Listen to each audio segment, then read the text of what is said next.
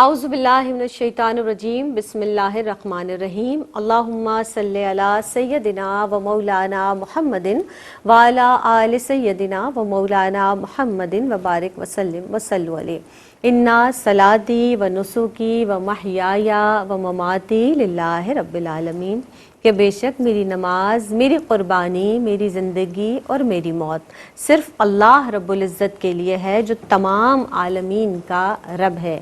السلام علیکم ورحمۃ اللہ وبرکاتہ۔ میری پہچان میں ایک نئے عنوان کے ساتھ آپ کی خدمت میں حاضر ہیں۔ جناب، آج جس عنوان پر بات کریں گے تو بات کی گفتگو کا آغاز یعنی کہ یہاں سے کر لیتے ہیں کہ وہ پروردگار عالم جو کریم ہے، جو مہربان ہے، جو رحمان ہے، اور اس پاک پروردگار عالم نے ہمیں بے شمار نعمتیں عطا فرمائیں، ان میں سے ایک نعمت وہ کون سی ہے؟ یعنی قوت گویائی۔ پروردگار عالم نے ہمیں قوت گویائی عطا فرمائی، اور اس نعمت کا اندازہ ان لوگوں سے پوچھئے، اس نعمت کی اہمیت ان لوگوں سے پوچھئے کہ جن کے پاس یہ نعمت موجود نہیں ہے۔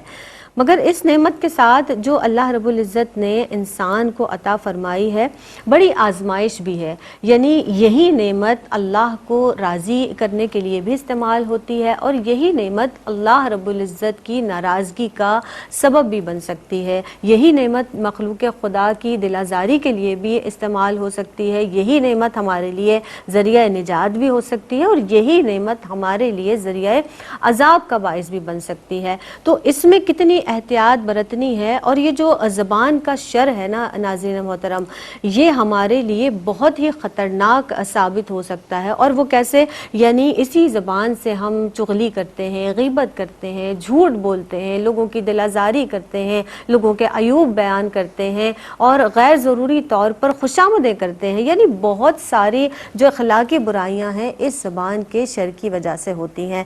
اب اس حوالے سے ہمیں کس طرح احتیاط برتنی ہے، اللہ رب العزت نے ہمیں کہاں کہاں احکامات نازل فرمائے ہیں، کہاں کہاں اس کو زبان کو ہمیں کنٹرول کرنا ہے، اور اسوہ رسول صلی اللہ علیہ وآلہ وسلم سے ہمیں کیا سبق ملتا ہے۔ قرآن مجید میں اللہ رب العزت ارشاد فرماتا ہے کہ بڑی خرابی ہے ایسے لوگوں کے لیے۔ کن لوگوں کے لیے؟ کہ جو لوگوں پر آوازیں کستے ہیں، لوگوں کی عیب جوئی کرتے ہیں، بڑی خرابی ہے ایسے لوگوں کے لیے۔ تو اللہ رب العزت ہمیں اس زبان کے شر سے محفوظ رکھے۔ آج ہم بات کریں گے کہ کیسے اس زبان کے شر سے ہم محفوظ رہ سکتے ہیں، وہ کون سی احتیاطی تدابیر ہیں، اور اسوہ رسول صلی اللہ علیہ وسلم سے کیسے رہنمائی حاصل کر سکتے ہیں۔ ہمارے ساتھ ہماری مہمان شخصیات موجود ہیں جو ہماری رہنمائی کریں گی۔ ہمارے ساتھ پہلی مہمان شخصیت، آپ کی جانی پہچانی شخصیت، آپ کی اور میری پسندیدہ شخصیت ڈاکٹر ناہید ابرار صاحبہ موجود ہیں۔ ویلکم کرتے ہیں۔ السلام علیکم ورحمۃ اللہ وبرکاتہ۔ وعلیکم السلام زینب۔ آپ خیریت سے ہیں؟ جی زینب، میرے اللہ کا احسان ہے۔ اور ان کے ساتھ اگلی نشست پر زرمینہ خاکوی صاحبہ تشریف فرما ہے۔ ویلکم کرتے ہیں۔ السلام علیکم ورحمۃ اللہ وبرکاتہ۔ وعلیکم السلام۔ زرمینہ، آپ خیریت سے ہیں؟ الحمدللہ۔ آپ دونوں کو میری پہچان میں خوش آمدید کہتے ہیں۔ آپ آغاز کر لیتے ہیں، اور میں چاہوں گی کہ زبان کے شر کا جو ذکر قرآن مجید میں ہوا، احادیث مبارکہ میں کس انداز سے آیا ہے، یہاں سے آغاز کیجیے گا۔ اعوذ باللہ من الشیطان الرجیم، بسم اللہ الرحمن الرحیم۔ دیکھیے زینب، بہت سے لوگ ایسے ہوتے ہیں جو اپنی زبان کی حفاظت نہیں کر سکتے۔ حالانکہ انسان کے اعضاء میں زبانی وہ واحد عضو ہے جو سب سے زیادہ حفاظت کی محتاج ہے۔ منہ سے نکلے ہوئے الفاظ بڑے دوررس نتائج پیدا کرتے ہیں، اس لیے انسان کو سوچ سمجھ کر بولنا چاہیے۔ اور دیکھیے زینب، معاشرے میں سارا فساد اسی زبان کی وجہ سے برپا ہوتا ہے، جیسے آپ نے بھی کہا کہ عزت، ذلت، دوستی، دشمنی سب اسی کے ذریعے ملتی ہے گی۔ اور جب انسان منہ سے کوئی لفظ نکالتا ہے تو زینب اس کا معاملہ بڑا سنگین ہوتا ہے۔ اگر یہ الفاظ اور اقوال خیر خواہی پر مشتمل ہوتے ہیں تو اللہ تعالیٰ بے پناہ اجر و ثواب عطا فرماتا ہے۔ اگر یہ الفاظ اور اقوال شر و فساد پر مشتمل ہو تو اللہ تعالیٰ بے حساب عذاب عطا فرماتا ہے گا۔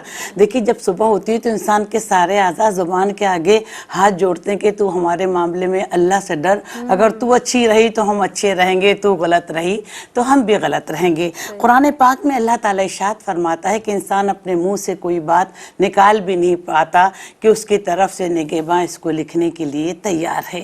قرآن پاک میں اللہ تعالیٰ ارشاد فرماتا ہے کہ ہرگز نہیں، یہ جو بھی کہہ رہا ہے مجھ سے ضرور لکھیں گے اور اس کا عذاب بڑھاتے جائیں گے۔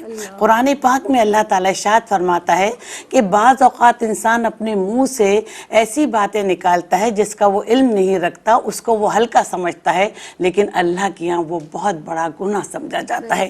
نبی کریم صلی اللہ علیہ وآلہ وسلم نے فرمایا کہ اگر اپنی زبان کی حفاظت کی تو ذمہ داری لے تو اس چیز کا ذمہ میں لیتا ہوں کہ تو جنت میں جائے گا۔ جناب بعض اوقات انسان بغیر سوچے سمجھے ایسی بات کر دیتا ہے کہ جہنم میں اتنی گہرائی میں چلا جاتا ہے جتنا مشرق اور مغرب کا فاصلہ ہے، اور اس کی مسافت جو ہے 70 سال کے برابر ہے۔ نبی کریم صلی اللہ علیہ وآلہ وسلم فرمائے کہ جب انسان اللہ کی خوشنودی کے لیے کوئی کلمہ کہتا ہے تو اللہ اتنا خوش ہوتا ہے کہ قیامت تک اس کے لیے خوشنودی لکھ دیتا ہے، اور جب بندہ اللہ کی ناراضگی کے لیے کوئی کلمہ کہتا ہے تو اللہ اتنا ناراض ہوتا ہے کہ قیامت تک اس کے لیے ناراضگی لکھ دیتا ہے۔ بنی اسرائیل میں 2 لوگ تھے زینب، ایک عابد تھا اور ایک گناہ گار تھا۔ عابد شخص گناہ گار سے کہتا تھا کہ تم اللہ کی عبادت کرو، اس کی بندگی کرو، تو کہتا تھا مجھے میرے حال پر چھوڑ دو، کوئی تم مجھ پر دروغہ بنا کر تھوڑی چھوڑے گئے ہو یا نہیں رکھے گئے ہو مجھ پر دروغہ، اللہ نے تمہیں دروغہ تھوڑی بنایا ہے۔ تو دیکھیے اس شخص نے کہا کہ قسم ہے اس پروردگار کی جس کے قبضے قدرت میں میری جان ہے، اللہ تعالیٰ نہ تیری بخشش کرے گا نہ تجھے جنت میں داخل کرے گا۔ تو اللہ تعالیٰ کو اس جملے پر اتنا غصہ آیا، اللہ تعالیٰ نے فرشتے کو حکم دیا کہ اس کے سارے اعمال ضائع کر دو اور اس کو جہنم میں داخل کر دو۔ دیکھیے منہ سے نکلے ہوئے ایک لفظ نے اس کی دنیا اور آخرت کو برباد کر دیا۔ تو نماز، روزہ، حج، زکوٰۃ، ساری عبادتوں کی نورانیت، ان کا حسن، ان کی خوبصورتی جو ہے وہ زبان کی حفاظت پر موقوف ہے۔ اس لیے ہمیں اپنی زبان کی حفاظت کرنا چاہیے۔ اپنی زبان کی حفاظت کر کے ہم معاشرے میں بہت سی برائیوں سے بچ سکتے ہیں۔ بے شک، سبحان اللہ۔ آپا بجا فرمایا آپ نے، اور جس طرح سے قرآن مجید فرقان حمید کے ریفرنسز کے تعلق سے بھی آپ نے ارشاد فرمایا، تو یہ واقعی یہ بہت حقیقتاً بہت اہمیت کی حامل بات ہے کہ ہمیں اپنی زبان کی حفاظت کرنی ہے، اور کیسے کرنی ہے انشاءاللہ تعالیٰ اس بزم میں یہی گفتگو کی جائے گی۔ زرمینہ آپ ہمارے ساتھ موجود ہیں۔ اکثر ہم نے دیکھا کہ لوگ جیسے ہم کہتے ہیں نا کہ زو معنی باتیں کرتے ہیں، الجھاؤ کے ساتھ باتیں کرتے ہیں، ایسے جملے استعمال کرتے ہیں جس کے جو ہے دو رخی یعنی 2 معنی نکلتے ہیں، اور یہ بڑی عجیب سی بات ہے، اور پھر اس کے بعد ہمیں صفائیاں دینی پڑتی ہیں۔ نبی کریم صلی اللہ علیہ وسلم نے کیا ارشاد فرمایا ہے اس حوالے سے، اور میں چاہوں گی کہ یہ بھی آپ ارشاد فرمائیے کہ اس کے نقصانات کو آپ کیسے دیکھتے ہیں؟ بہت شکریہ زینب۔ بسم اللہ الرحمن الرحیم۔ آج کا ٹاپک زبان کی حفاظت کے حوالے سے ہے۔ یقیناً ہمیں زبان کی حفاظت کا بھرپور طریقے سے اہتمام کرنا چاہیے۔ اب ہم سب جانتے ہیں کہ مسلمان جو ہیں امت مسلمہ کو جسد واحد کی مانند قرار دیا گیا ہے، کہ ایک باڈی ہے جس کے ایک حصے میں تکلیف ہوتی ہے تو خود بخود دوسرے حصے تڑپ اٹھتے ہیں تکلیف سے۔ اسی طرح سے مسلمان، بہتر مسلمان وہ قرار دیا گیا ہے حدیث مبارکہ کی روشنی میں جس کی زبان سے اور جس کے ہاتھ سے دوسرے مسلمان محفوظ رہے، پھر ایک دوسرے کی عزت کو، جان کو، مال کو ایک دوسرے پر حرام قرار دیا گیا۔ ہمیں ان کا خیال رکھنا ہے۔ اب جو 2 رخی گفتگو کی جاتی ہے یا جس کے زو معنی مختلف میننگز نکلتے ہیں، یا لوگوں کو اندھیرے میں رکھا جاتا ہے اور بعد ازاں کہا جاتا ہے میرا تو یہ مطلب تھا یا میں نے تو آپ کو ایسا نہیں کہا تھا، یہ تمام تر جو ہے وہ زبان کی ہلاکتوں سے تعبیر کیے جاتے ہیں، اور زبان کے شرور ہیں، یعنی شر ہیں، زبان کے آفتیں ہیں، ان سے پناہ مانگی گئی ہے۔ ان سے آقا علیہ الصلوۃ والسلام نے منع فرمایا کہ ایسا کرنے سے اجتناب کرنا چاہیے، کیونکہ دیکھیں ایسا انسان کیوں کرتا ہے 2 کی گفتگو؟ ایک تو وہ کسی کو جھوٹے دلاسے دیتا ہے، جھوٹی تسلیاں بھی تو سم ٹائمز دی جا رہی ہوتی ہیں کہ فار ایگزامپل میں تمہیں جاب دلواؤں گا یا میں تمہارے لیے بہتر آسائشوں کا اہتمام کروں گا، یا تم نے مجھ سے کوئی ریکویسٹ کی ہے تو میں اس کو پورا کروں گا، لیکن لیٹر آن وہ نہیں کرتا، تو یہ تو جھوٹ ہو گیا یا وعدہ خلافی ہو گئی، تو اس سے دین اسلام میں منع فرمایا گیا ہے۔ آپ صلی اللہ علیہ وآلہ وسلم نے منافقین کی جو 3 علامات بتائی ہیں، ایز وی نو کہ جب وہ بات کرتے ہیں منافق تو جھوٹ بولتے ہیں، جب وعدہ کرتے ہیں تو وعدہ خلافی کا اہتمام کرتے ہیں، یعنی وعدہ پورا نہیں کرتے ہیں، اور جب ان کے پاس امانت رکھوائی جائے تو وہ امانت میں خیانت کرتے ہیں۔ تو یہ بھی تو 2 رخا پن ہو گیا نا، یہ بھی تو جھوٹ ہو گیا، وعدہ خلافی۔ اس سے سے منع کیا گیا ہے. اور دیکھیں جھوٹ جب ایک انسان بولتا ہے تو رحمت کا فرشتہ انسان سے کتنا دور چلا جاتا ہے. اور آپ صلی اللہ علیہ وآلہ وسلم کی حدیث مبارکہ کا مفہوم کہ جب ہم جھوٹ سے بچتے ہیں تو رفتہ رفتہ تمام روحانی بیماریوں سے ہم بچتے چلے جاتے ہیں اور ہمیں اللہ کی رضا اور خوشنودی کا حصول ہمارے لیے ممکن ہو جاتا ہے. پھر وعدہ خلافی کے حوالے سے آپ دیکھیں ایفائی عہد کتنا ضروری ہے کہ ہم کسی کو جھوٹے دلاسے اور اندھیروں میں مت رکھیں, کلیئر بات کریں, اس کا دل جوئی کا اہتمام کریں, کسی کی مدد کر سکتے ہیں تو کریں, نہیں تو کلیئر طریقے سے بات کریں. اب ایفائی عہد کے حوالے سے ہم سب جانتے ہیں مفہوم حدیث ہے کہ آپ صلی اللہ علیہ وآلہ وسلم سے کسی شخص نے وعدہ کیا کہ میں کل فلاں مقام پر آپ سے ملوں گا. آپ صلی اللہ علیہ وآلہ وسلم نے 3 دن وہاں پر انتظار کیا, وہ شخص نہیں آئے, لیکن آپ صلی اللہ علیہ وسلم وعدے کے کتنے پابند ہیں. ہم امت مسلمہ ہیں, ہم آقا علیہ الصلوۃ والسلام کے امتی ہیں, ہمیں یقیناً اس بارے میں حیا کرنی چاہیے کہ اگر ہم کسی سے وعدہ کرتے ہیں یا کسی سے ہمیں سچ بولنے کی جہاں ضرورت ہے وہاں پلیز جھوٹ نہ بولیں, کیونکہ سورہ کاف میں ایک آیت کا مفہوم ہے کہ جو بھی انسان جو بات کرتا ہے, جیسی بھی وہ بات کر رہا ہے, وہ اس پہ محافظ مقرر ہے. دیکھیں فرشتے ہیں وہ لکھ رہے ہیں, ہمارے نامہ اعمال میں داخل کی جا رہی ہیں یہ چیزیں.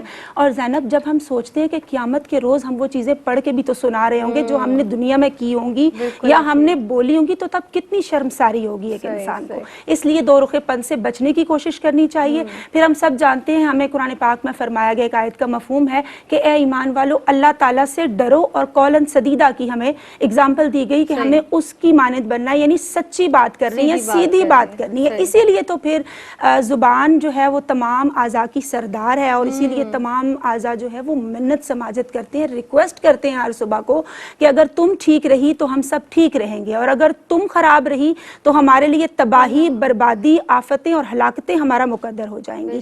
حضرت لقمان علیہ السلام سے جب کہا گیا بکری کا ایک ذبح کرنے کا واقعہ ہوا کہ کوئی اچھی چیزیں نکال کر لائیے, تو وہ زبان اور دل لے کر آئے زینب. اور جب کہا گیا اب 2 بری چیزیں نکال کر آئی, بدترین چیزیں کون سی ہے, تب بھی زبان اور دل لے کر آئے کہ اگر یہ چیزیں ٹھیک ہوں, آپ سوچے زبان اور دل, تو ہر چیز ہمارے لیے آسان ہوتی ہے. لیکن اگر انہی میں خرابی ہو تو دلوں پہ سیاہ نقطے, اور پھر یقیناً ہمارے روحانی مدارج کے طے کرنے میں یہ چیزیں رکاوٹیں کریٹ کرتی ہیں, کیونکہ زبان جو ہے وہ ام الخیر بھی ہے اور ام الشر بھی ہے, دونوں چیزوں کا صدور اس سے ہو رہا ہے.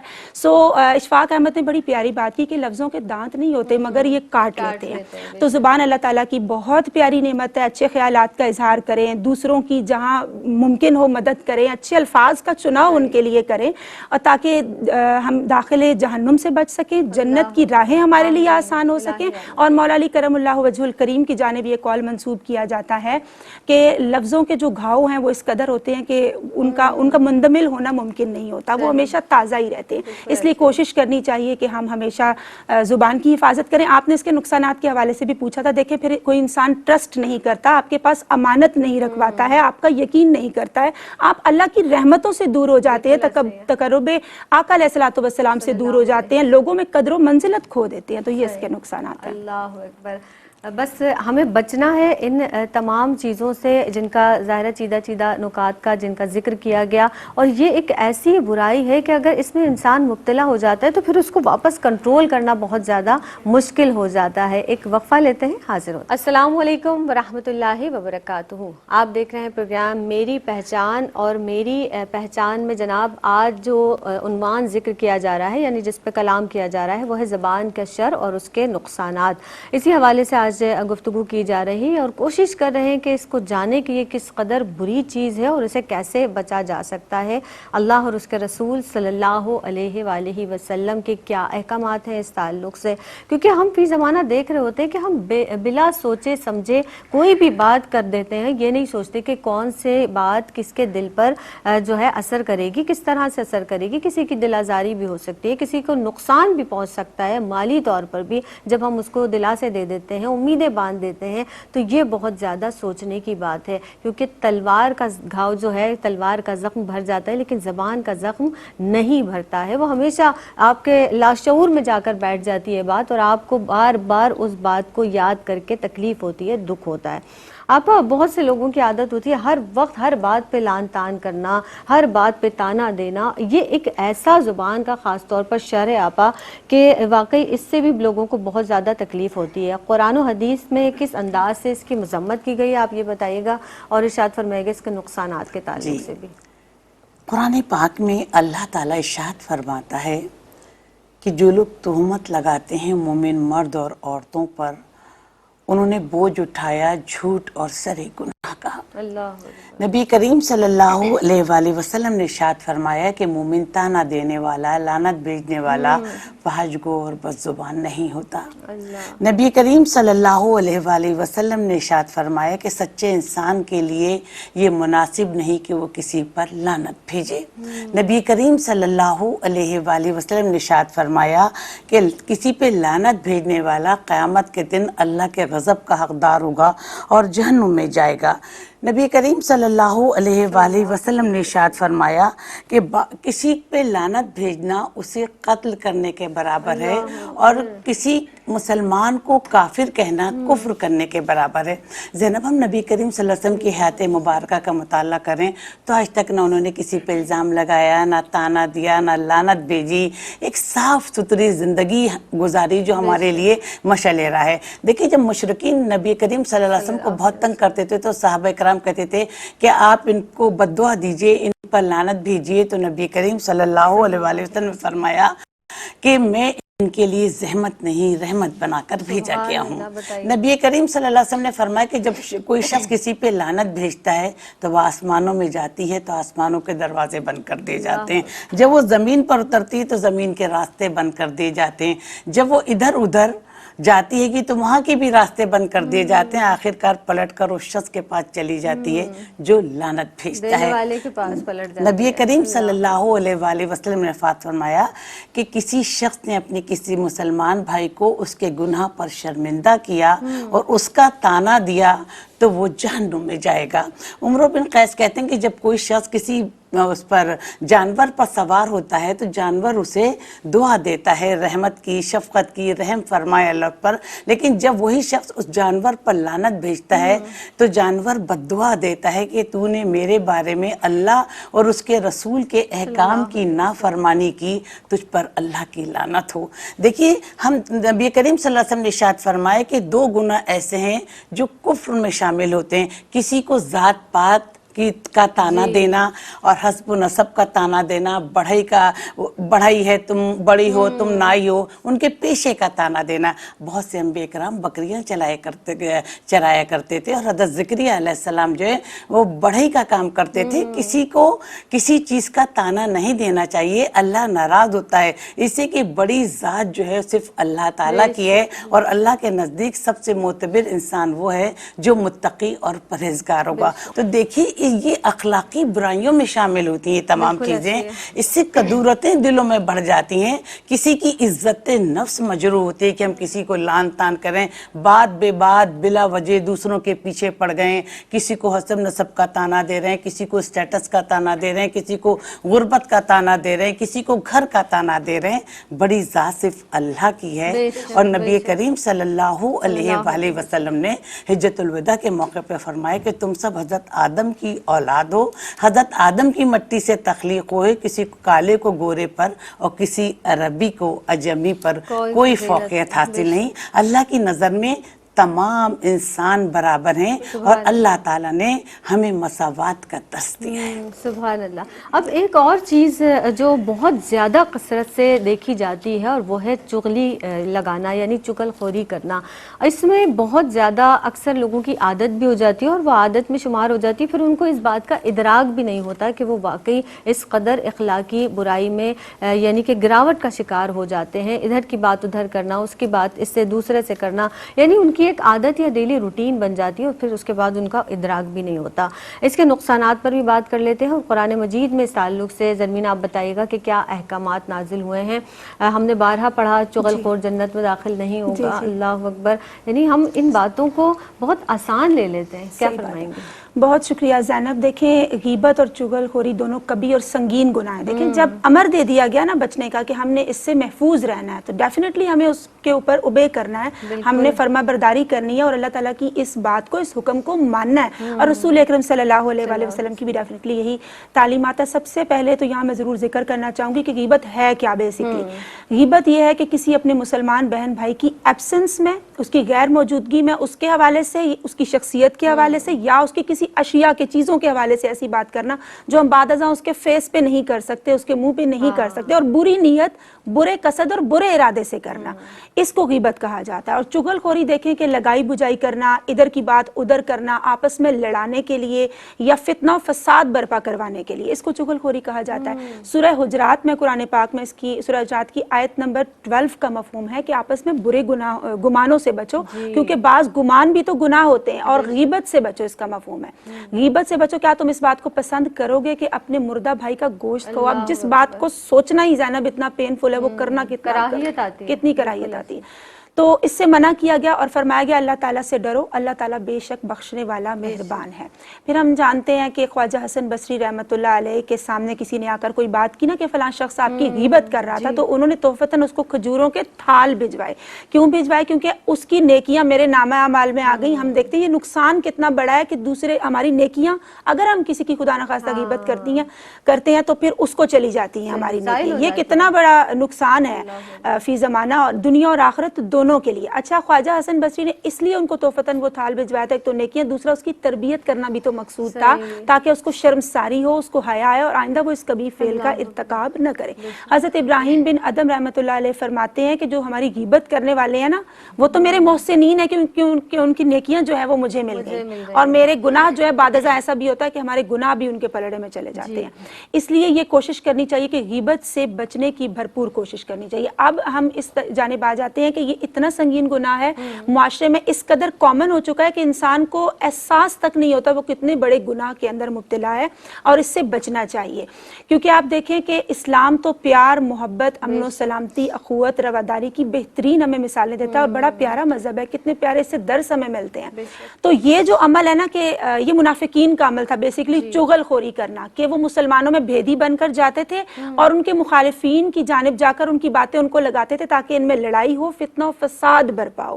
تو یہ یہاں بات سمجھنا ضروری ہے, یہ مومنین کی علامت نہیں ہے کہ اگر آپ فتنہ و فساد برپا کروا رہے ہیں, اس سے منع کیا گیا. پھر اگر ہم ذرا سا سوچیں کہ اگر دو لوگ آپس میں لڑ پڑیں گے, اگر ہم چغل خوری کریں گے, لگائی بجائی کریں گے, فتنہ و فساد ہوگا, تو ہمیں کیا مل جائے گا ایٹ دی اینڈ, کیا مل جائے گا؟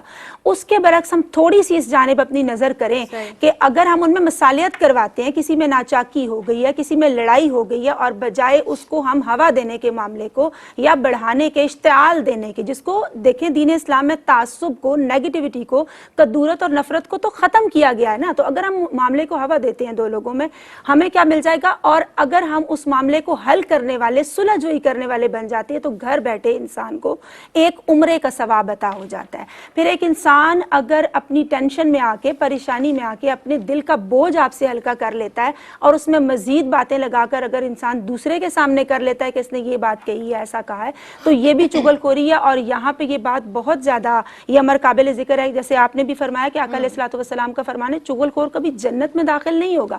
پھر آپ یہ بھی دیکھیں کہ امت محمدیہ صلی اللہ علیہ وسلم پر اللہ رب العزت کا کتنا بڑا احسان ہے کہ اللہ نے ہمارے عیب چھپا رکھے ہیں. بنی اسرائیل میں کیا ہوتا تھا, وہ لوگ گناہ کرتے تھے اور فرشتے, روایات میں آتا ہے کہ ان کے گناہ ان کے دروازوں پہ لکھ جایا کرتے تھے. تو آپ دیکھیں جب اللہ تعالیٰ نے ہمارے عیب ایوب پر پردہ ڈال رکھا ہے, تو ہمیں بھی دوسروں کے ساتھ ایسا نہیں کرنا چاہیے, نہ غیبت کرنی چاہیے, نہ چغل خوری کرنی چاہیے. اس سے بچنے کا ہمیں بھرپور اہتمام کرنا چاہیے. اور اس کے ساتھ ساتھ ہم یہ بھی دیکھتے ہیں کہ معراج پر اس کے نقصانات کے حوالے سے بات کی جائے کہ جب آقا سب سے پہلے تو قرآن پاک میں فرمایا گیا کہ تانا زنی اور جو پیٹ پیچھے ابجوئی کرنے والے لوگ ہیں, تباہی اور بربادی ہے ان لوگوں کے لیے. پھر جب آقا علیہ الصلوۃ والسلام معراج پر تشریف لے گئے تو انہوں نے دیکھا کہ کچھ لوگوں کے ناخن تانبے کی مانند تھے اور وہ اپنے چہروں کو نوچ رہے تھے, اور جبریل امین نے فرمایا کہ یہ وہ لوگ ہیں جو چغلی کرنے والے ہیں. اور یہاں میں اپنی بات کو کمپلیٹ کروں گی کہ حضرت علی رضی اللہ تعالیٰ عنہ نے فرمایا, عبد الوہاب شورانی رحمۃ اللہ علیہ نے اس کو نقل کیا کہ مولا علی کرم اللہ وجہ الکریم فرماتے ہیں کہ قیامت کے روز ہمارے روبرو 12 منزلیں ہوں گی, اور ہر منزل پر کسی نہ کسی چیز کا حساب ہوگا. چوتھی منزل پر غیبت کا حساب ہوگا, اور جس نے کی ہوگی 1000 سال تک اس کو وہاں کھڑا رکھا جائے گا.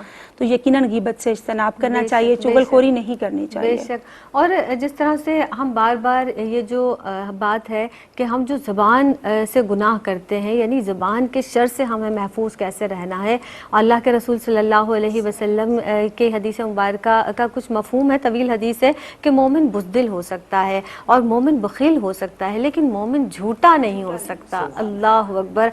आप ज़रा तवज्जो फरमाइए इस बात पर कि किस कदर दर्स दिया गया है हक गोई का, सच्ची बात का। इस पर भी कलाम करेंगे। हाजिर होते हैं इस मुख्तसर से वक्फे के बाद। अस्सलामु अलैकुम वरहमतुल्लाहि वबरकातुहू। आप देख रहे हैं प्रोग्राम मेरी पहचान, और मेरी पहचान में एक मरतबा फिर आप सबका खैर मकदम है। आज गुफ्तगू की जा रही है जनाब ज़बान के शर के हवाले से और इसके नुकसानात के ताल्लुक से, कि यानी जो ज़ुबान का शर है हमें दुनिया में भी और आखिरत में भी किस कदर नुकसान पहुंचाता है। अब तक हमने बात की यानी दो रुखी बात के हवाले से, ज़ुमानी बात के हवाले से, लोग किस तरह से ज़ुमानी बात करते हैं और उसके बाद ये कहा जाता है कि जनाब नहीं हमारा ये मकसद नहीं था। यानी जब अच्छी तरीके से दूसरे की दिल आज़ारी हो जाती है, उसके दिल का सुकून ख़राब कर दिया जाता है और उसके बाद आप किसी चीज़ की बातों की वजाहतें दे रहे होते हैं। फिर लान तान करना है, ग़ीबत करना है, चुगली करना है, ये तमाम चीज़ें जो बुरी अमाल हैं, बुरे अफ़ाल हैं और ये हक़ से रोकते हैं हमें। इन सब तमाम हवाले से बात हुई, इन तमाम के बारे में बात की गई। अब बात कर लेते हैं झूठी गवाही के ताल्लुक से, क्योंकि ये भी जो है एक ऐसा शर है, यानी दीगर शुरूर में एक अहम शर है। इस हवाले से बात कर लेते हैं। आप कुरान और हदीस की रोशनी में आप इस हवाले से इरशाद फरमाइएगा कि क्या अहकामात है, और फिर अगेन क्योंकि ज़ाहिर है जब भी कोई शर वाली बात है उसके नुकसानात ही हैं, तो इसके नुकसान पर भी बात कीजिएगा, फरमाइएगा। देखिए, बहुत से अमाल ऐसे हैं ज़ैनब जिन्हें इस्लाम ने काबिल गुनाह करार दिया है और जिनका इर्तिकाब ज़ुबान से किया जाता है। इसलिए ज़ुबान की हिफाजत करना बहुत ज़रूरी है। उसमें एक झूठी गवाही देना भी है। झूठी गवाही देना हराम, गुनाह कबीरा और जहन्नुम में ले जाने वाला बदतरीन अमल है। कुरान पाक में अल्लाह ताला ने अहले जन्नत की जो सिफत बताई है कि अहले जन्नत कभी झूठी गवाही नहीं देते। कुरान पाक में अल्लाह ताला इरशाद फरमाता है कि झूठी गवाही देने से परहेज करो। कुरान पाक में अल्लाह ताला इरशाद फरमाता है कि अल्लाह उन लोगों को हिदायत नहीं देता जो हद से गुजरने वाले और झूठ बोलने वाले हो। कुरान पाक में अल्लाह ताला इरशाद फरमाता है कि झूठी गवाही देने वाला जहन्नुम में जाएगा और अल्लाह के गज़ब का हकदार होगा। कुरान पाक में अल्लाह ताला इरशाद फरमाता है कि उन मामलात में झूठी गवाही ना दो जिसका तुझे इल्म ना हो और जिसके बारे में न तूने देखा न तूने सुना। नबी करीम सल्लल्लाहु अलैहि वसल्लम ने इरशाद फरमाया कि झूठी गवाही शिर्क करने के बराबर है। नबी करीम सल्लल्लाहु अलैहि वसल्लम ने इरशाद फरमाया कि जब कोई किसी के बारे में झूठी गवाही जो शख्स देता है तो वो अपने कदम उस वक्त तक नहीं हिला सकता जब तक कि उस पर अल्लाह का अजाब नाज़िल ना हो जाए। नबी करीम सल्लल्लाहु अलैहि वसल्लम ने इरशाद फरमाया कि जो शख्स किसी के बारे में झूठी गवाही देता है, झूठा इल्ज़ाम लगाता है, तो अल्लाह ताला उसे जहन्नुम के पुल पर रोक लेंगे जब तक कि वो अपनी की हुई बात से तौबा ना कर ले। नबी करीम सल्लल्लाहु अलैहि वसल्लम ने इरशाद फरमाया कि जो शख्स किसी मोमिन पे झूठा इल्ज़ाम लगाता है, उसके लिए झूठी गवाही देता है, तो अल्लाह क़यामत के दिन उसको खून और पीप के मकाम पर रोक लेंगे जब तक कि वो अपने किए से तौबा ना कर ले। फिर इसी तरह नबी करीम सल्लल्लाहु अलैहि वसल्लम ने इरशाद फरमाया कि जिसने झूठी गवाही देकर किसी की जान और माल का नुकसान किया, उसकी रूह का नुकसान किया, उसकी इज्जत नफ्स से खेला, उसकी इज्जत नफ्स मजरू की, तो वो शख्स जहन्नुम में जाएगा। नबी करीम सल्लल्लाहु अलैहि वसल्लम ने सहाबा इकराम से फरमाया कि मैं तुम्हें 3 अमाल ऐसे ना बताऊं जो गुनाह कबीरा हैं। तो सहाबा इकराम ने कहा कि या रसूल अल्लाह हमें ज़रूर बताइए। तो नबी करीम सल्लल्लाहु अलैहि वसल्लम ने इरशाद फरमाया कि एक शिर्क, दूसरे माँ बाप की नाफरमानी करना और तीसरा है कि मामलात में झूठी गवाही देना। नबी करीम सल्लल्लाहु अलैहि वसल्लम ने इरशाद फरमाया कि जिसने झूठी कसम खाकर किसी का माल गज़ब कर लिया तो अल्लाह ताला उससे बहुत बड़ा गुनाह देंगे। तो सहाबा किराम ने कहा या रसूल अल्लाह क्या किसी छोटी सी चीज़ की कसम खा ले? तो नबी करीम सल्लल्लाहु अलैहि वसल्लम ने फरमाया चाहे एक टहनी ही की कसम क्यों ना खा ले। देखिए, तमाम बुराइयों में सारे फसाद की जड़ झूठ बोलना है। जब हम झूठ से तौबा कर लेंगे ज़ैनब, छोटे छोटे मामलात में लोग झूठ बोलकर, झूठी गवाही देकर लोगों की इज्जत नफ्स से खेलते हैं, अपने वक़ार का भी ख्याल نہیں رکھتے کہ لوگ بعد میں انہیں کیا کہیں گے، بڑوں کی عزت کو بھول جاتے ہیں، رشتوں کے تقدس کو پامال کر دیتے ہیں. یہ جھوٹی گواہی دینے سے، جھوٹ بولنے سے بڑے چھوٹے کا احترام بھی ختم ہوتا ہے گا. تو دین اسلام نے ہمیں جھوٹ بولنے اور جھوٹی گواہی دینے سے منع فرمایا ہے. اس سے انسان کی عزت میں کمی ہوتی ہے. ایسے شخص کو معاشرے میں عزت اور وقار کی نگاہ سے نہیں دیکھا جاتا، اس کی بات پر کوئی یقین نہیں کرتا. نبی کریم صلی اللہ علیہ وسلم کی خدمت میں ایک شخص آیا کہ یا رسول اللہ، دائرہ اسلام میں داخل ہو کہ رسول اللہ مجھ میں چوری کرنے کی عادت ہے. تو نبی کریم صلی اللہ علیہ وسلم کو دیکھو تم جھوٹ بولنا چھوڑ دو. تو بڑا خوش ہو گیا کہ نبی کریم صلی اللہ علیہ وسلم نے کتنی آسان چیز کا مجھ سے وعدہ لے لیا. جب رات ہوئی تو چوری کرنے کے لیے اٹھا تو اس نے کہا نہیں، میں نے تو نبی کریم صلی اللہ علیہ وسلم سے وعدہ کیا تھا جھوٹ نہیں بولوں گا. اور جب آقا ہمارے پوچھیں گے کہ تم نے کیا کیا، تم نے چوری، تو میں سچ بولوں گا کہ ہاں رسول اللہ میں نے تو چوری کی تھی. تو ایک جھوٹ انسان کو 100 مسائل میں مبتلا کرتا ہے، اور ایک جھوٹ کے پیچھے 100 جھوٹ بولنے پڑتے ہیں. تو لہٰذا ہم جھوٹ نہ بولیں، سچائی کے راستے پہ چلیں، یقین کے راستے پہ چلیں، ایمان کے راستے پہ چلیں، تو ہماری دنیا اور آخرت دونوں سنور جائیں گے. سبحان اللہ. اور دیکھیے جب کوئی جھوٹی گواہی دیتا ہے تو آپ ذرا تصور نہیں کر سکتے کہ ہم اگر اس حوالے سے سوچیں کسی کی جان بھی جا سکتی ہے اس تعلق سے. اگر ہم نے کسی کے حوالے سے جھوٹی گواہی دی ہو تو کس قدر ایک تو از خود جھوٹ بولنا، جھوٹی گواہی دینا، اور پھر اس کے بعد کسی کی جان کا نقصان ہو تو وہ بھی آپ کے ذمہ. تو یہ تمام چیزیں اور یہ تمام شرور کس طرح سے ہمیں حق کے راستے سے روکتے ہیں، ہمارے لیے برائیاں اور ہمارے لیے گمراہی کے گڑھے جو ہم خود کھود رہے ہوتے ہیں اس میں ہم اوندھے منہ جا کر گرتے ہیں. تو ان سے بہت زیادہ بچنے کی ضرورت ہے. اب بات کر لیتے ہیں زرمینہ کہ زبان کے یہ جو آفات ہیں، یہ جو بلائیں ہم نے اپنے لیے خود منتخب کر لی ہیں، خود چن لی ہیں، اور اس میں ہم دھستے ہی چلے جا رہے ہیں، اس کی حفاظت کیسے کریں؟ اور اس کی حفاظت تو بہت زیادہ ضروری ہے. اسی وقت ہم نقصانات بار بار دیکھتے بھی چلے آ رہے ہیں جو آپ لوگوں نے بھی بتائے ہیں. اس کی حفاظت کیسے کریں؟ آپ تو ایک تو یہ بتائیے گا، اور اس کی حفاظت کے جو فوائد ہیں، پھر اس کے جو اثرات ہماری زندگیوں پر شخصی طور پر بھی، معاشرتی طور پر بھی جو اثرات ہمارے اوپر مرتب ہوں گے، اس حوالے سے فرمائیے گا. شکریہ زینب. دیکھیں کہتے ہیں کہ عقل مند کی زبان اس کے دل میں ہوتی ہے اور بے وقوف کا دل اس کی زبان پر ہوتا ہے. اور جب تک الفاظ ہمارے دل میں ہوتے ہیں تو وہ ہمارے غلام ہوتے ہیں، لیکن جب الفاظ کو ہم زبان سے ادا کر دیتے ہیں تو وہ ہمارے مالک بن جاتے ہیں. اسی لیے تو کہا جاتا ہے کہ پہلے تولو پھر بولو. اسی لیے زبان کی حفاظت بھی ضروری ہے، اور آقا علیہ الصلوۃ والسلام نے اس کی حفاظت کا حکم بھی فرمایا اور اس پر جنت کی بشارت بھی عطا فرمائی ہے. اچھا، زبان کی حفاظت اس طرح ضروری ہے، میں سمجھتی ہوں کہ بوقت ضرورت، بقدر ضرورت، انتہائی سوچ سمجھ کر، سوجھ بوجھ کے ساتھ جب ہم بولیں گے تو یقیناً زبان کی حفاظت خود بخود ہوتی چلی جائے گی. کیونکہ زبان دیکھیں گوشت کا ایک ٹکڑا ہے، لوتھڑا ہے، لیکن غیبت بھی سرزد ہو جاتی ہے لوگوں سے، بعض اوقات جھوٹ بھی، اور دیگر بیماریاں بھی اسی سے، روحانی بیماریاں ایسوسیٹڈ ہیں.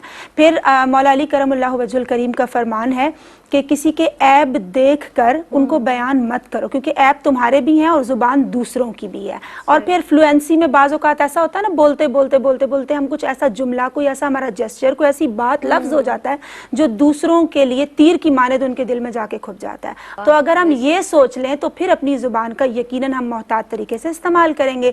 حضرت عمر فاروق رضی اللہ تعالی عنہ کا بڑا خوبصورت قول ہے کہ اللہ کا ذکر شفا ہے اور لوگوں کا ذکر بیماری ہے. اور حضرت امام حسن رضی اللہ تعالیٰ عنہ نے کتنا خوبصورت فرمایا کہ ہم ایمان کی حقیقت تک اس وقت تک رسائی حاصل نہیں کر سکتے کہ جب تک ہم لوگوں کی عیب جوئی کو ترک نہیں کریں گے. ان تمام ضمن میں زبان کی حفاظت ضروری ہے. اب آتے ہیں آپ کے سوال کے دوسرے حصے کی جانب کہ اس کے فوائد و اثرات. ڈیفینیٹلی ہماری اپنی ذات جو ہے، ہم اللہ تعالیٰ سے ڈرنے والے بنیں گے، اللہ کا تقرب حاصل کرنے والے بنیں گے. آپ صلی اللہ علیہ وسلم سے ہمارا کنیکشن مضبوط ہوگا، کیونکہ ہم چغل خوری سے باز رہیں گے تو ہمارا جنت میں داخلہ یقیناً آسان ہو جائے گا انشاءاللہ. اور جب ہم کسی کی برائی نہیں کریں گے تو رب اور رسول دونوں ہم سے راضی ہوتے چلے جائیں گے. پھر آپ دیکھیں زبان ڈیفینیٹلی اللہ کی طرف سے ایک بہت پیارا تحفہ ہے، نعمت ہے. اللہ کے ذکر میں، اس کے فکر میں، تلاوت کلام مجید میں اس کو استعمال کریں. ایسے جملے ادا کریں کہ لوگوں کے دل خوشی سے نہال ہو جائیں اور جنت میں داخلے کا راستہ آسان ہو جائے. اب دیکھیں زبان سے جب ہم تلاوت کرتے ہیں تو کیا ہوتا ہے کہ اللہ کی رحمت کے حقدار ٹھہرتے ہیں. جب دعا کرتے ہیں اسی زبان سے تو اللہ کی رحمت سے حصہ پا لیتے ہیں. درود و سلام ہم پڑھتے ہیں تو بہت ساری نیکیاں ہمارے نامہ اعمال میں داخل ہو جاتی ہیں. جب تلاوت کلام کلام مجید کرتے ہیں تو دلوں سے زنگ دور ہو جاتے ہیں. کوئی بھی ذکر و اذکار کریں تو ظاہر جی بالکل کوئی بھی ذکر و اذکار جب ہم زبان سے کرتے ہیں تو وہ ہمارے لیے نیکی کا باعث ہے. اگر ہم تبلیغ کریں جیسے اچھی اچھی باتیں آپ کر رہے ہیں, اسے اپنی زندگی کی روٹین میں شامل کریں تو بہت سارے لوگ اللہ رسول صلی اللہ علیہ وسلم کے راستے کی جانب گامزن ہو جائیں گے. اگر پازیٹیو مثبت اور اچھی بات کریں گے تو بہت سارے لوگوں کی تربیت ہوتی چلی جائے گی. تو ہم اپنی زبان سے کتنے فوائد دنیاوی بھی اور اخروی بھی حاصل کر سکتے ہیں, لوگوں میں بھی مقام اور مرتبہ اور اللہ پاک عزت و احترام عطا فرماتا ہے. پھر آپ دیکھیں جو خاموش رہا, حدیث مبارکہ کا مفہوم ہے, وہ نجات پا گیا. کیونکہ جب ہم خاموش رہتے ہیں تو ہمیں اپنی اصلاح کی فکر ہوتی ہے جو بہت زیادہ ضروری ہے. کہ جب تھے اپنی, بہادر شاہ ظفر فرماتے ہیں کہ جب تھے اپنی برائیوں سے بے خبر, رہے ڈھونڈتے اوروں میں عیب و ہنر, جب پڑی اپنی برائیوں پر نظر تو نگاہ میں کوئی برا نہ رہا. تو ہمیں کوشش کرنی چاہیے کہ اللہ رسول صلی اللہ علیہ وسلم کی رحمتوں کے حقدار ٹھہرنے کے لیے کہ ہم زبان کی آفات سے بچیں, اس کے شر سے, اس کی ہلاکتوں سے اجتناب کریں تاکہ اللہ کی رحمتیں ہمارا مقدر ٹھہر سکیں. اب وہ بارہا ہم نے اپنے بزرگوں سے بھی سنا نا کہ اچھی بات کرو ورنہ خاموش رہو. یعنی خاموشی از خود عبادت ہے. آپ خاموش رہیں گے تو دل آپ کا اللہ رب العزت کی یہ جو قدرت ہے, یہ پوری کائنات ہے, اس پر غور و فکر کرنے میں لگے گا. اچھا یعنی سوچیں گے, پازیٹیوٹی ہمارے اندر آئے گی, لوگوں کے لیے اچھا سوچیں گے تو ہمارے لیے بھی اچھا ہی ہوگا. اب دیکھیں یہ جو ہمارا دین ہے, دین اسلام ہے, کتنی باریکی سے ہمیں اس کو ایک ایک نقطہ زندگی گزارنے کا سمجھایا گیا ہے, بتایا گیا ہے. اور قرآن مجید میں اللہ رب العزت نے ہمیں یہ بھی سمجھا دیا, یعنی جو ہم ایک تو زبان سے بات کرتے ہیں نا, ایک ہم اشاروں کنایوں میں جو بات کر رہے ہوتے ہیں, جو ہم ہاتھوں کے اشاروں سے کرتے ہیں, جو ہم آنکھوں کے اشاروں سے کر رہے ہوتے ہیں اور کسی کی دل آزاری کر رہے ہوتے ہیں. اللہ اکبر, اللہ رب العزت نے ایک ایک نقطہ زندگی گزارنے کا بنین و انسان کو سکھا دیا. اور اس سے بھی منع فرمایا کہ اہل ایمان اتنی سی بھی جو ہاتھ کے اشارے سے, جو آپ کی آنکھوں کے آئیبرو کے حوالے سے, آنکھوں کے اشارے سے بھی کسی کی دل آزاری نہ کریں. ایسا اشارہ بھی نہ کریں کہ کسی کے دل پر کوئی بات آپ کی یا کوئی اشارہ آپ کا نقش ہو جائے اور اس کی دل آزاری ہو. ڈاکٹر صاحبہ ہمارے ساتھ موجود ہیں. ڈاکٹر صاحبہ کوئی میسج مختصر سا دینا چاہیں, فرمائیے گا. نبی کریم صلی اللہ علیہ وآلہ وسلم کی خدمت میں ایک شخص حاضر ہوئے اور کہنے لگے کہ یا رسول اللہ نجات کیسے ہو؟ تو نبی کریم صلی اللہ علیہ وآلہ وسلم نے فرمایا کہ اپنے گناہوں پر رویا کرو اور اپنے زبان کی حفاظت کرو. تو زبان کی حفاظت کرنے سے ہم بہت سی برائیوں سے بچ جائیں گے, بچ سکتے ہیں. جی زرمینہ. جی میں یہ کہنا چاہوں گی اولیاء اللہ بڑا پیارا سا طریقہ بتاتے ہیں اور بڑا آسان سا, کہ ہم دل میں یہ ہر وقت اپنے آپ کو اس مجاہدے اور اس پریکٹس میں رکھیں کہ مجھے خاموش رہنا ہے, مجھے کوئی فضول گفتگو نہیں کرنی, مجھے کسی کے حوالے سے بات نہیں کرنی. تو یقیناً پھر کیا ہوتا ہے کہ جھوٹ اور حسد سے انکار کرو, کبر و غرور سے دل کو بیزار کرو, اور اپنا کے دین رسول ہاشمی فضل رب العالمین کا انتظار کرو. جزاک اللہ. بے شک دونوں مہمان شخصیات کی جانب سے بہت سیر حاصل گفتگو ہوئی. آپ کی آمد کا شکریہ ادا کروں گی. ڈاکٹر پروفیسر ناہید ابرار صاحبہ, زرمینہ ناصر صاحبہ, آپ تشریف لائیں, آپ دونوں کی آمد کا بہت شکریہ. بس یہی آخر میں کہنا ہے, اور یہ جو پوری گفتگو کا جو لب لباب ہے وہ یہی ہے.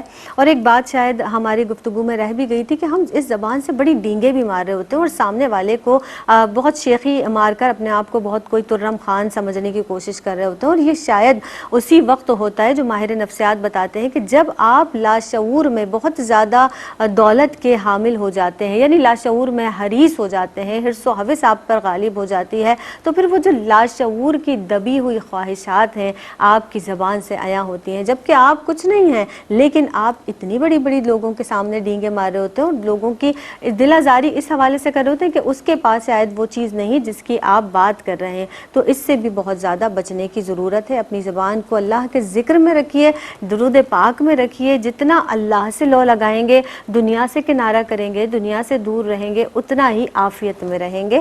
مجھے دیجیے گا اجازت. السلام علیکم ورحمۃ اللہ وبرکاتہ.